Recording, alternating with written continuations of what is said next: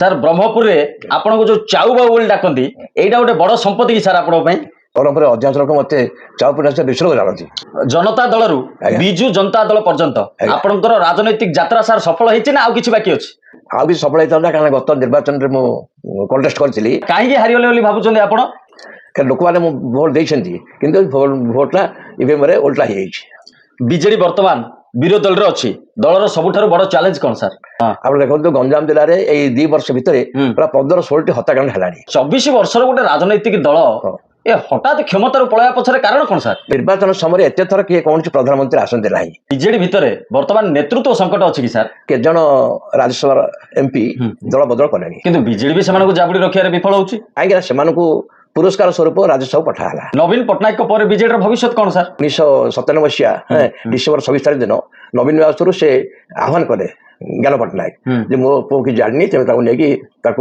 उचित शिक्षा देकी शासन कर शिखा शासन करूँ से नवीन बाबू राजनीति शिखी हाई कमांड बिजू बाबू भाया नवीन पटनायक आपको सठिक सम्मान दे सम्मान दे सम्मान दे माने कौन उड़ा करूना आप टिकेट काटिदेले टिकेट काटले से ना काटिदेले कहीं ना सी गोटे चक्रांत है 2019 रे आपण भाबिले जे मो प्रति अन्याय नाही अन्याय से माने कहले आमे राज्यसभा पठेबु किंतु पठेलेनी परवर्ती समय सेतबे तळे मुख्यमंत्री विभिन्न चापर बस प्रतिमूर्त रहउचंती सर सतरे विक्रम पंडा को पई आपण टिकेट कटि जाइतिला कि चंद्रशेखर साहू को आमे आनिलु सेतळे चंद्रशेखर साहू कहले जे विक्रम पंडा आसीबे कि महगली सेतळे आपण किंतु दुख कर नथिले तो दुख में कर नथिले से राज्य साहब कहले दुख कर नथिले सर सुभाष महाराणा का सह संपर्क केमती खलिकोटाणी मो नवीन को फोन करू पुरस्तमपुर रु याकू प्रेसिडेंट करा जो जिल्लार विवाद काहे हला विवाद काहे हला आपण को जोड़ी किंतु ब्रह्मपुर सारा फेमस निमंत्रण दाग आसे मु ता कहबी सुभाष माणो निमंत्रण दियो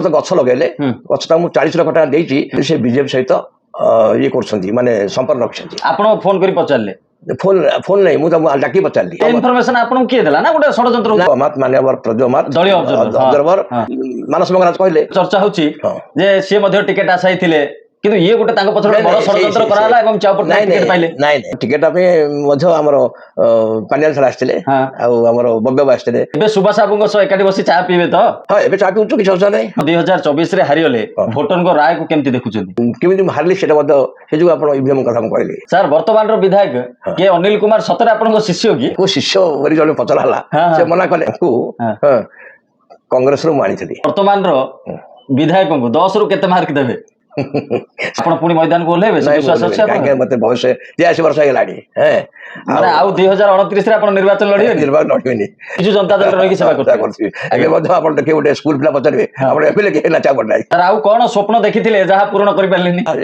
जो 24 वर्ष 27 वर्ष शासन चालला सेटा हम कंटिन्यू करथांते सर बीजेपी सरकार वर्तमान विकास करछि तो आपण नजर रे कोन विकास किसी करोनी स्वर्गत बिजू पटनायक ना पूर्वतन मुख्यमंत्री नवीन पटनायक मु दि जन को चॉइस करबी नमस्कार न्यूज विथ असित को स्वागत आज आलोचना रे मो सह जोड़ी होछंती ब्रह्मपुर पूर्वतन विधायक बिजू जनता दल रो वरिष्ठ नेता डॉक्टर रमेश चंद्र चौ पटनायक नमस्कार सर कार्यक्रम को आपण को स्वागत स्वास्थ्य भलो अछि सर धन्यवाद भलो अछि सर ब्रह्मपुर रे आपण को जो चाउ बाबू बोली डाकंती एटा गोटे बड़ संपत्ति की सर आपण पई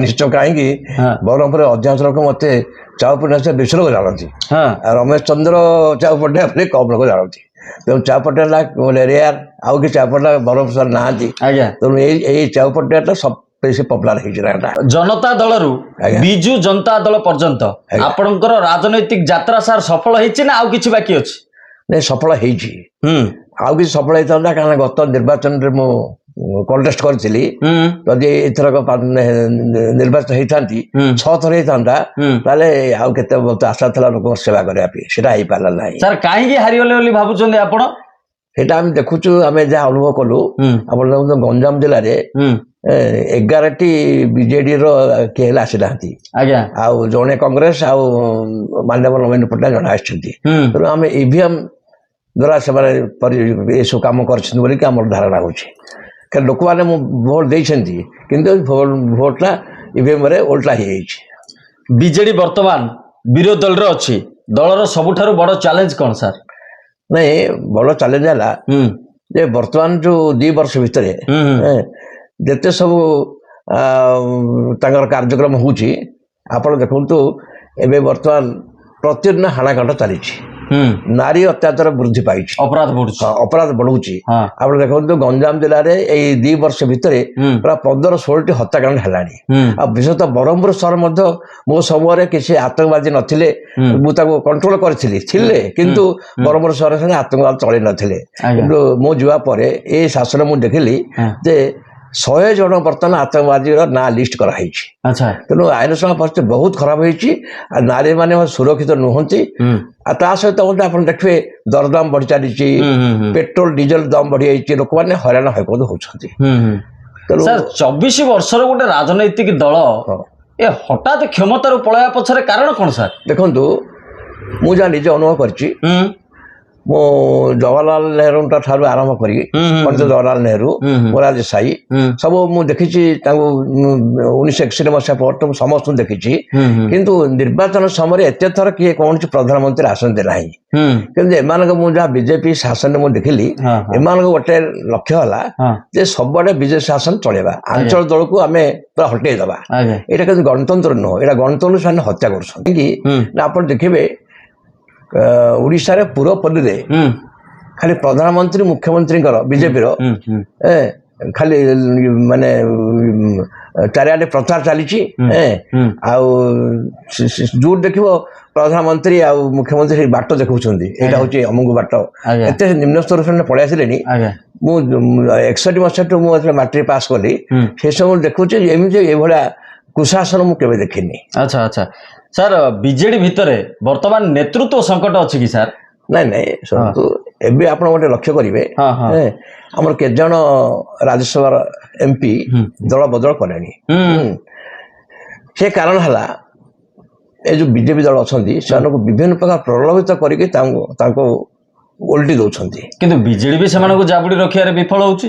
ନାଇଁ ତାହା ନୁହଁ କାହିଁକି ନା ସେମାନଙ୍କୁ ପୁରସ୍କାର ସ୍ୱରୂପ ରାଜ୍ୟସଭାକୁ ପଠା ହେଲା ସେମାନେ ଦଳକୁ ସଂଗଠନକୁ ଦୃଢ କରିବେ ନିଜ ପଦର ମର୍ଯ୍ୟାଦା ରଖିବେ ଏକରେ ପଦର ମର୍ଯ୍ୟାଦା ରଖୁନାହାନ୍ତି ଦଳ ବଦଳ କରୁଛନ୍ତି ୟାଠୁ ବଢି ମାନେ କୌଣସି ଗୋଟେ ଅପାନ ସୂଚକ କାମ କେବେ କୌଣସି MP ଆଉ କରିନାହାନ୍ତି ଏମାନେ ସବୁ କରୁଛନ୍ତି କିନ୍ତୁ ମୁଁ ଯାହା ନିଜେ ଅନୁଭବ କରୁଛି ଜନସାଧାରଣ ନବୀନ ପଟ୍ଟନାୟକ ଅଛନ୍ତି ଏବେ ସେମାନେ ପ୍ରତି ଅନୁଭବ କଲେଣି ଯେ 2 ବର୍ଷ ଶାସନ ଭିତରେ କୌଣସି ଶାସନ ଚାଲିଛି ପୁଣି ଲୋକ ଚାହୁଁଛନ୍ତି ବିଜେଡି କି। ନବୀନ ପଟ୍ଟନାୟକ ପରେ ବିଜେଡିର ଭବିଷ୍ୟତ କଣ ସାର୍? ଦେଖନ୍ତୁ 1997 ମସିହାରେ ଯେତେବେଳେ ବିଜୁବାବୁଙ୍କର ବିୟୋଗ ଘଟିଲା ସେତେବେଳେ ଆପଣଙ୍କର ଏଇ ସିଂହଦେଓ ପ୍ରସନ୍ନ ଆଚାର୍ଯ୍ୟ ଦିଲ୍ଲୀପ ରାୟ ମଧ୍ୟ ଆଉ ଏମିତି ଆମେ 28 ଜଣ ମୁଁ ସେଥିରେ ଜଣେ ଫାଉଣ୍ଡର ମେମ୍ବର ଥିଲି ଆମେ ତାକୁ ବିଜୁ ଜନତା ଦଳ ତିଆରି କଲୁ ସେତେବେଳେ ଜ୍ଞାନ ପଟ୍ଟନାୟକ ଥିଲେ ତାଙ୍କୁ କହିକି ପୁଅକୁ ଆଣିଲୁ ସେ ମଧ୍ୟ ଯେତେବେଳେ ଦଳଟା ତିଆରି ହେଲା 1997 ମସିହା ଡିସେମ୍ବର 26 ତାରିଖ ଦିନ ନବୀନ ନିବାସରୁ ସେ ଆହ୍ୱାନ କଲେ ଜ୍ଞାନ ପଟ୍ଟନାୟକ ଯେ ମୋ ପୁଅ କିଛି ଜାଣିନି ତେଣୁ ତାକୁ ନେଇକି ତାକୁ ଉଚିତ ଶିକ୍ଷା ଦେଇକି ତାକୁ ଶାସନ କରା ତାଙ୍କୁ ଶିକ୍ଷା ତାଙ୍କୁ ଶାସନ କରନ୍ତୁ ସେ କିନ୍ତୁ ନବୀନ ବାବୁ ଦେଖନ୍ତୁ ଚମତ୍କାରିତା ସେ ବିଜୁବାବୁଙ୍କ ରକ୍ତ ତାଙ୍କ ଦେହରେ ଅଛି ଜ୍ଞାନ ପଟ୍ଟନାୟକ ରକ୍ତ ତାଙ୍କ ଦେହରେ ଅଛି। ଆପଣ ନବୀନ ବାବୁଙ୍କୁ ରାଜନୀତି ଶିଖେଇଛନ୍ତି? ନାଇଁ ଶୁଣନ୍ତୁ ସେ ଯେହେତୁ ହାଇକମାଣ୍ଡ ତାଙ୍କୁ ହାଇକମାଣ୍ଡ ବିଜୁବାବୁଙ୍କ ସଂସ୍ପର୍ଶରେ ମୁଁ ବହୁତ ଆସିଛି କାହିଁକି ବିଜୁବାବୁ ଯେତେବେଳେ ଆସେ ବ୍ରହ୍ମପୁର ସେ ମତେ ଡାକନ୍ତି ଆଉ ଯେତେବେଳେ ମୁଁ କୁମ୍ଭମେଳାରେ ମୁଁ ଯେତେବେଳେ ଯାଇଥିଲି 97 ମସିହା ପରେ ସେତେବେଳେ କାହିଁକି ନା ବିଜୟ ସବୁବେଳେ କହନ୍ତି ମତେ ତୁମେ ବୋଲି ଡାକନ୍ତି ତୁ ତା କରନ୍ତିନି ତୁମେ ହଉଛି ଆମର ପରିବାର ଲୋକ। ମୁଁ ସ୍ୱପ୍ନ ଦେଖିଲି ଯେ ବିଜୟ କହୁଛି ମୁଁ ଖାଇନି ମୁଁ 10 ଜଣ ବ୍ରାହ୍ମଣ ଆଣି ତାକୁ ଖୁଆଇଲି ତେଣୁ ବିଜୟ ସଂସ୍ପର୍ଶରେ ମୁଁ ବହୁତ ବର୍ଷ ଆସିଥିଲି ତାଙ୍କର ପ୍ରଭାବ ମାନେ ମୁଁ ତାଙ୍କଠୁ ଶିଖିଲି ରାଜନୀତି ଆଉ ତା ସହିତ ନବୀନ ବାବୁ ମଧ୍ୟ ଯେହେତୁ ହାଇକମାଣ୍ଡ ଆମେ ତାକୁ ଆଣିଲେ ମଧ୍ୟ ଯେହେତୁ ହାଇକମାଣ୍ଡ ତାଙ୍କୁ ଆମେ ବାଇପାସ୍ କରିକି ଆମେ ତାଙ୍କୁ ମାନିବାକୁ ପଡିବ। ବିଜୁ ବାବୁଙ୍କ ଭଳିଆ ନବୀନ ପଟ୍ଟନାୟକ ଆପଣଙ୍କୁ ସଠିକ ସମ୍ମାନ ଦେଇ ଆସୁଛନ୍ତି? ହଁ ସମ୍ମାନ ଦେଇକି ଆସୁଛନ୍ତି ସମ୍ମାନ ଦେଇ ଆସୁଛନ୍ତି ମାନେ କୌଣସି ଉଣା କରୁନାହାନ୍ତି କାହିଁକି ନା ଆପଣ 2019 ମସିହାରେ ଆପଣ ଟିକେଟ କାଟିଦେଲେ ଟିକେଟ କାଟିଲେ ସିନା କାଢିଦେଲେ କହିଲା କାହିଁକି ନା ସେ ଗୋଟେ ଚକ୍ରାନ୍ତ ହେଲା ଯେ ଆଙ୍କର ଦେହ ଖରାପ କାହିଁକି ନା 2014 ମସିହାରେ ଯେତେବେଳେ ମୁଁ ଲଢିଲି ମୋର ଦେହ ବେଶୀ ଖରାପ ଥିଲା। ନବୀନ ପଟ୍ଟନାୟକ ମତେ ପଠେଇଲେ ମେଦାନ୍ତ ଏଇଠି କଳିଙ୍ଗରେ କହିଲେ ଆମେ ଏଠି ଭଲ କରୁଛୁ ସେ ଶୁଣିଲେନି ପଠେଇଲେ ଗୋଟେ ଇଏ ଆଇଲା ଏରୋପ୍ଲେନ ଆସିଲା ଯାକେ ଆମ୍ବୁଲାନ୍ସ ଆସିକି ସେ 8 ଲକ୍ଷ ଟଙ୍କା ଖର୍ଚ୍ଚ ହେଲା। 8 ଲକ୍ଷ ଟଙ୍କା ତ ମୁଁ ଦେଇପାରିନି ନବୀନ ବ୍ୟବସ୍ଥା କଲେ ସେଠି ପଠେଇଲେ ମୁଁ ମାନେ ପୁରା ମୁଁ ଇଏ ହେଇଥିଲି ମାନେ ସେଫ୍ଟି ସିମିଆ ହେଇଥିଲା ମତେ ଭଲ ହେଇଗଲା। ତେଣୁ ନବୀନ ବାବୁ ବହୁତ ସାହାଯ୍ୟ କରିଛନ୍ତି। ବିଜୟ ମଧ୍ୟ ମୁଁ କେବେ ଟିକେଟ ମାଗିନି ସେ ଟିକେଟ ଦେଇଛନ୍ତି। ନବୀନ ମଧ୍ୟ ମୁଁ କେବେ ଟିକେଟ ମାଗିନି। 2019 ରେ ଆପଣ ଭାବିଲେନି ଯେ ମୋ ପ୍ରତି ଟିକେ ଅନ୍ୟାୟ ହେଇଛି? ନାଇଁ ଅନ୍ୟାୟ ହେଇଛି ସେମାନେ କହିଲେ ଆମେ ରାଜ୍ୟସଭାକୁ ପଠେଇବୁ କିନ୍ତୁ ପଠେଇଲେନି ପରବର୍ତ୍ତୀ ସମୟରେ। ସେତେବେଳେ ତଳେ ମୁଖ୍ୟମନ୍ତ୍ରୀ ବିଭିନ୍ନ ଚାପର ବସ ପ୍ରତିମୁହୂର୍ତ୍ତରେ ରହୁଛନ୍ତି। ମୁଁ ଦେଖିଲି ନ ପଠେଇଲେ ମଧ୍ୟ ମୋ labour board chairman cabinet post planning board member cabinet post ସବୁ ସୁବିଧା କରାଇଲେ। ତେଣୁ ମୁଁ ଖୁସି ହେଲି କିଛି ଅସୁବିଧା କିଛି ନାହିଁ। ଆଉ ତା ସହିତ ମଧ୍ୟ ଏବେ ଡିଷ୍ଟ୍ରିକ୍ଟ ପ୍ରେସିଡେଣ୍ଟ କରାଇଲେ। ଏବେ ମଧ୍ୟ ଆମର ସିନିୟର ଭାଇସ ପ୍ରେସିଡେଣ୍ଟ ଷ୍ଟେଟର କରିଛନ୍ତି। ତେଣୁ ମର୍ଯ୍ୟାଦା ମଧ୍ୟ ଦେଇଛନ୍ତି ସମ୍ମାନ ଦେଇଛନ୍ତି।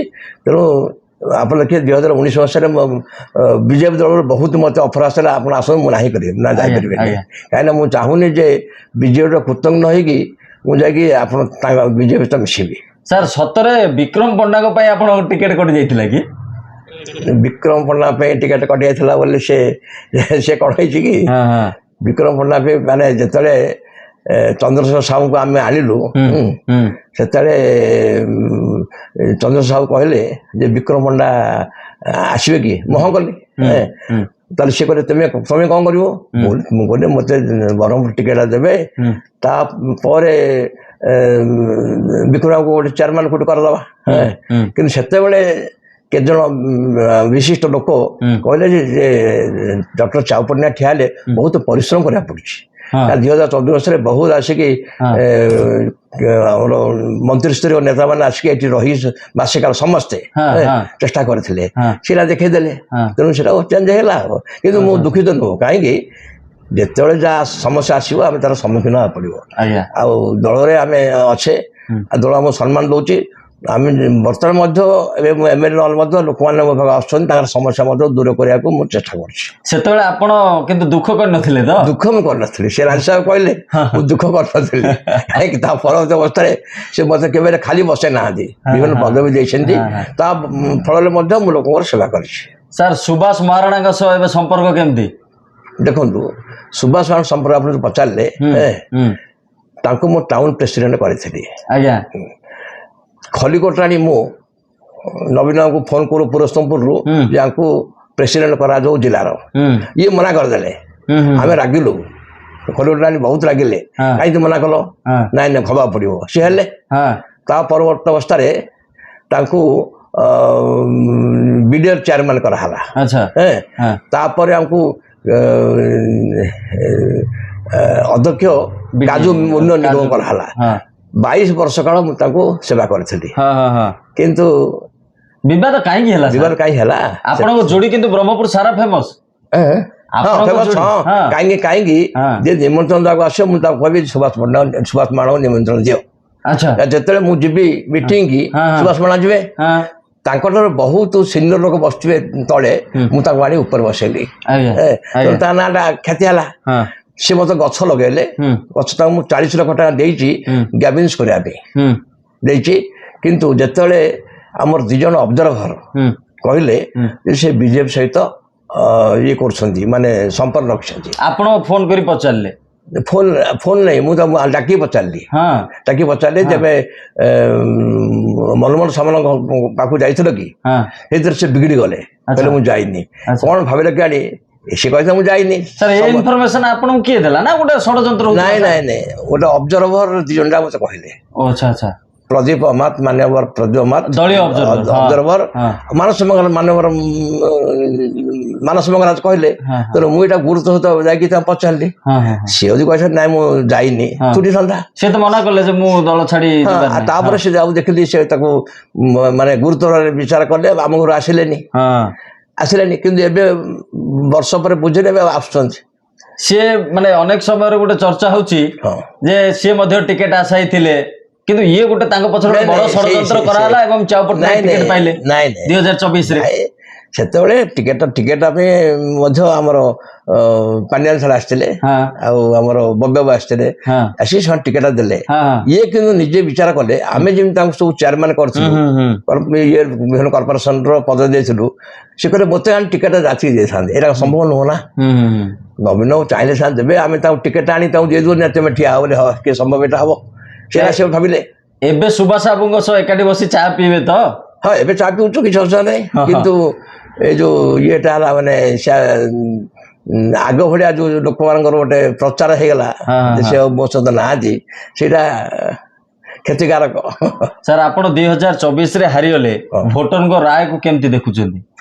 ନାଇଁ ମୁଁ ଦେଖିଲି ଭୋଟମାନେ ମଧ୍ୟ ପୂର୍ବ ଭଳିଆ ବ୍ୟବହାର କରୁଛନ୍ତି ବିଭିନ୍ନ ପର୍ବ ଡାକୁଛନ୍ତି କାର୍ଯ୍ୟକ୍ରମକୁ ତାଙ୍କ ବ୍ୟବହାର ମଧ୍ୟ ଠିକ ଅଛି କିଛି ଖରାପ ନାହିଁ। କିନ୍ତୁ ମୁଁ ଆଶ୍ଚର୍ଯ୍ୟ ହଉଛି ଏତେ ଲୋକ ଭଲ ପାଉଛନ୍ତି କିନ୍ତୁ କେମିତି ହାରିଲି ସେଇଟା ମଧ୍ୟ ସେ ଯୋଗୁଁ ଆପଣ ଇଭିଏମ୍ କଥା ମୁଁ କହିଲି। ଆଜ୍ଞା ଆଜ୍ଞା ସାର୍ ବର୍ତ୍ତମାନର ବିଧାୟକ କିଏ ଅନିଲ କୁମାର ସତରେ ଆପଣଙ୍କ ଶିଷ୍ୟ କି ଯାହା ଚର୍ଚ୍ଚା ହେଲା? ତାଙ୍କୁ ଶିଷ୍ୟ ବୋଲି ଜଣେ ପଚରା ହେଲା ସେ ମନା କଲେ ସେଇଟା କିନ୍ତୁ ଜିନିଷଟା କଣ କି ତାଙ୍କୁ କଂଗ୍ରେସରୁ ମୁଁ ଆଣିଥିଲି ତାପରେ ତାଙ୍କର ଭଉଣୀ କି ମେୟର କରାହେଲା ସେଇଟା ମୋତେ ଅତି କଷ୍ଟ ଭାବରେ କାହିଁକି ସେତେବେଳେ କରପ୍ରାଣ ଧରିକି ଆମେ କାଲକାଟା ଦିଲ୍ଲୀ ମୁମ୍ବାଇ ସବୁ ବୁଲିଲୁ ସେ ଭାରି କଷ୍ଟ କର ଆଜିକାଲି ନା ଡାଇରେକ୍ଟ ଭୋଟ ହେଲାଣି ଇନଡାଇରେକ୍ଟ ଭୋଟ ବଡ କଷ୍ଟ ତାଙ୍କୁ ମେୟର କରାହେଲା ତାଙ୍କୁ ମୁଁ କରିଦେଲି ମୋ ରିପ୍ରେଜେଣ୍ଟେଟିଭ କାଉନସିଲରେ 5 ବର୍ଷ ରହିଲେ। ସେତେବେଳେ କଣ ହେଇଛି ନା ଲୋକାଲ ଏମଏଲଏ ସହିତ ବିକ୍ରମ ତମେ ପଡିଲାନି ମତ ପାର୍ଥକ୍ୟ ହେଲା ବିକ୍ରମ ପଟ୍ଟନାୟକ ସହିତ ଯାହା ଫଳରେ କି ସେ ପଳେଇଲେ। ଆଚ୍ଛା ଆଚ୍ଛା ସେ ପଳେଇଲେ। ବର୍ତ୍ତମାନର ବିଧାୟକଙ୍କୁ 10 ରୁ କେତେ ମାର୍କ ଦେବେ? ଶୁଣନ୍ତୁ ସେଇଟା ତ ଜନସାଧାରଣ ବିଚାର କରିବେ କାହିଁକି ମାର୍କ ଦେଲେ ସେମିତି କିଛି ଠିକ ନୁହଁ ଜନସାଧାରଣ ନେକ୍ସଟ ଇଲେକ୍ସନରେ ବିଚାର କରିବେ ନା। ଆପଣ ପୁଣି ମଇଦାନକୁ ଓହ୍ଲେଇବେ ବିଶ୍ୱାସ ଅଛି କାହିଁକି ମତେ ବୟସ 83 ବର୍ଷ ହେଇଗଲାଣି ମାନେ ଆଉ 2029 ରେ ଆପଣ ନିର୍ବାଚନ ଲଢିବେନି? ନିର୍ବାଚନ ଲଢିବେନି କିନ୍ତୁ ଯୋଉ ଦିନ ପର୍ଯ୍ୟନ୍ତ ବଞ୍ଚିଥିବି ବର୍ଷ ଲୋକ ସେବା କରୁଥିବି ବିଜୁ ଜନତା ଦଳରେ ରହିକି ସେବା କରୁଥିବି। ଏବେ ମଧ୍ୟ ଆପଣ ଦେଖିବେ ଗୋଟେ ସ୍କୁଲ ପିଲା ପଚାରିବେ ଆପଣ ଏମଏଲଏ କିଏ ନା ଚାଉ ପଟ୍ଟନାୟକ ଲୋକମାନେ ମଧ୍ୟ କହୁଛନ୍ତି ଏମଏଲଏ ବୋଲି କହୁଛନ୍ତି। ସାର୍ 25 ବର୍ଷ ଧରିକି ଆପଣ ବିଧାୟକ ଥିଲେ ସଫଳତା କଣ ସାର୍? ଶୁଣନ୍ତୁ ସେତେବେଳେ ସଫଳତା ହେଲା ଯେ ମୁଁ ଦୁର୍ନୀତି ପୁରା ଦୂରେଇକି ଥିଲି। ଦୁର୍ନୀତି ମାନେ କାହାଠୁ କିଛି କମିଶନ ଫମିଶନ ମୁଁ ନଉନଥିଲି। ଆଉ ଏବେ ମଧ୍ୟ ଆମର ଯେତିକି ପେନସନ ପାଉଛି ମୁଁ ସେତିକି ଚଳୁଛି। ସେତେବେଳେ ଯୋଉ ଏମଏଲଏଟା ଆସୁଥିଲା ତା ଖର୍ଚ୍ଚ ଠିକ ଭାବରେ ହଉଥିଲା ଆଉ ବ୍ରହ୍ମପୁର ସହରରେ ଶାନ୍ତି ଶୃଙ୍ଖଳା ବଜାଇ ରହିଥିଲା ଲୋକମାନେ ଶାନ୍ତିରେ କାହିଁକି ଆପଣ ଦେଖନ୍ତୁ ମୁଁ ଆସିବା ପୂର୍ବରୁ ବହୁତ କିଛି ମର୍ଡର ହେଇଛି ଦେବେନ୍ଦ୍ର ମହାପାତ୍ର କେତେ କଥା ହେଇଛି ପୁରୁଣା ବ୍ରହ୍ମପୁରରେ ସେ 55 ବର୍ଷ ବହୁତ ଗଣ୍ଡଗୋଳ ମୁଁ ଦେଖିଲି ଯେତେ ଆଣ୍ଟି ସୋସିଆଲ ଥିଲେ ଆପଣ ଦେଖିବେ ଆମର ଥିଲେ ପ୍ରତାପ ସାହି ଯେତେ ସବୁ ଥିଲେ ଆଣ୍ଟି ସୋସିଆଲ ମୁଁ ଦେଖିଲି ତାଙ୍କୁ ସବୁ ଆୟତ କରିଦେଲି ସେମାନେ ଦେଖିଲେ ମଧ୍ୟ ମତେ ମୁଣ୍ଡିଆ ମାରୁଥିଲେ ଏସବୁ କରୁଥିଲେ ତେଣୁ ଶାନ୍ତି ଶୃଙ୍ଖଳା ବଜାଇ ରହିଥିଲା ଲୋକମାନେ ଶାନ୍ତିରେ ରହୁଥିଲେ ଏମିତି କେବେ ନଥିଲା। ସାର୍ ଆଉ କଣ ସ୍ୱପ୍ନ ଦେଖିଥିଲେ ଯାହା ପୂରଣ କରିପାରିଲେନି ବ୍ରହ୍ମପୁର ପାଇଁ? ସ୍ୱପ୍ନ ଗୋଟେ ଜିନିଷ ହେଲା ଯେ ଆମେ ସେଟା ହେଲା ଯୋଉ 27 ବର୍ଷ 27 ବର୍ଷ ଶାସନ ଚାଲିଲା ସେଟାକୁ ଆମେ କଣ୍ଟିନ୍ୟୁ କରିଥାନ୍ତେ ବହୁତ ଆଶା ଥିଲା ବିଭିନ୍ନ ପ୍ରକାର ଇଏ ଦେଖନ୍ତୁ 2018 ମସିହାରେ ଆମର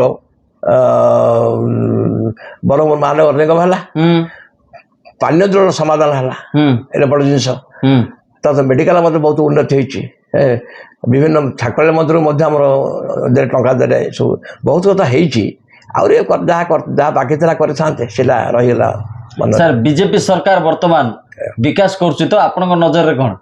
ବିକାଶ କିଛି କରୁନି କାହିଁକି ଆପଣ ଦେଖନ୍ତୁ ବିଜେପି ସରକାର କୌଣସି ଲୋକଙ୍କର ସମସ୍ୟାଠୁ ଦୂରେଇ ଗଲେଣି ସେମାନେ ଲୋକଙ୍କର ଯାହା ସମସ୍ୟା ଅଛି ଦରଦାମ ବଢିଲାଣି ଆଇନ ସମସ୍ୟା ଖରାପ ହେଲାଣି ଆଉ 2 ବର୍ଷ ପରେ ଆମର ଯେ ଡିଜି ସାହେବ କହିଲେ ଯେ ବ୍ରହ୍ମପୁର ଅପରାଧୀ କି ଇଏ କର ତାକୁ ଲିଷ୍ଟ କର ଲିଷ୍ଟ କରି କହିବା କଥା 2 ବର୍ଷ ପରେ ପୁଲିସର କାମ ହେଲା ଯୋଉ ଏରିଆରେ ରହିବେ ସେ ଏରିଆର ଆର୍ଟିଷ୍ଟ ମାନଙ୍କୁ ଲିଷ୍ଟ କରିକି ତାଙ୍କୁ ସାବଧାନ କରେଇବେ।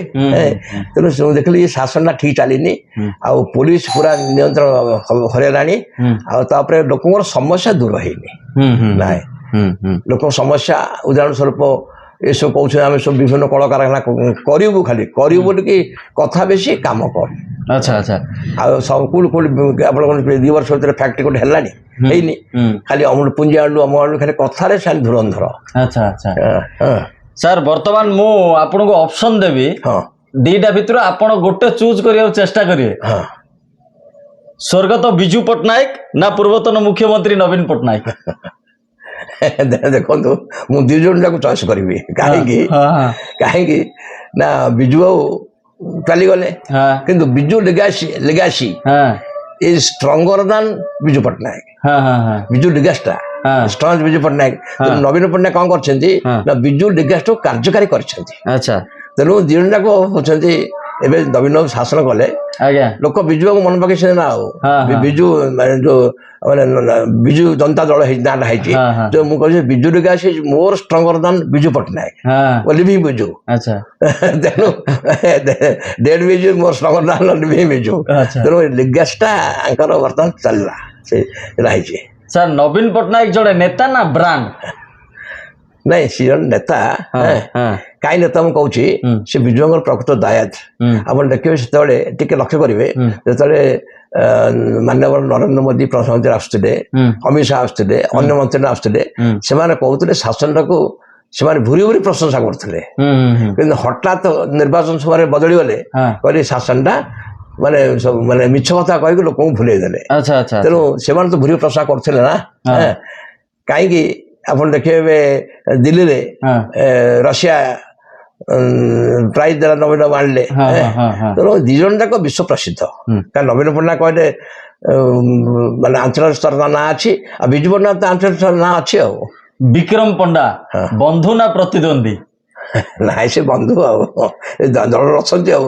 କିନ୍ତୁ ସେତେବେଳେ ସେ ଥିଲେ ପ୍ରତିଦ୍ୱନ୍ଦ୍ୱୀ। କେତେବେଳେ ସେ 4 ଥର ଥିଲେ ପ୍ରତିଦ୍ୱନ୍ଦ୍ୱୀ, କିନ୍ତୁ ସେ ବର୍ତ୍ତମାନ ମଧ୍ୟ ବନ୍ଧୁ ଦଳରେ ଅଛନ୍ତି ଆଉ।